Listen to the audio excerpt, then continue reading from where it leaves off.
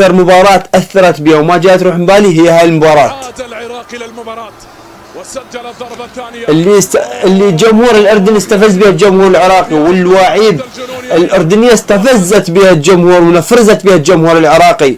وفوق هذا كله الظلم التحكيمي اللي لاقاه المنتخب العراقي بهذه المباراة بطرد أيمن حسين، وإنما كانت الاحتفال مال الأردن هي دقيقتين، أما احتفالات أيمن حسين كانت دقيقة ونص.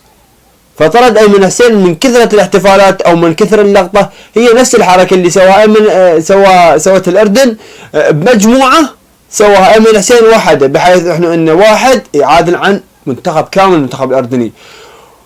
بس المشكلة وين؟ الأردن وين راح تجي؟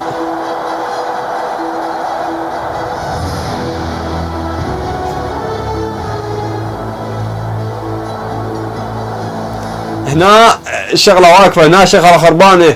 هنا مو قطر ولا أردن ولا إمارات.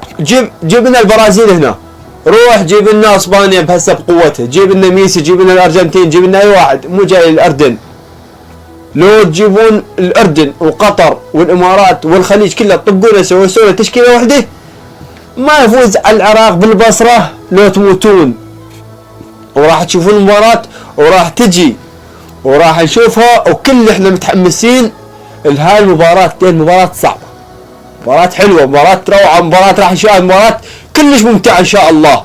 وان شاء الله الفوز عراقي وثلاث نقاط عراقية وتأهل كأس العالم اول مرة بتاريخ المنتخب العراقي. ما يخالف حتى اذا اول مرة، المهم نتأهل.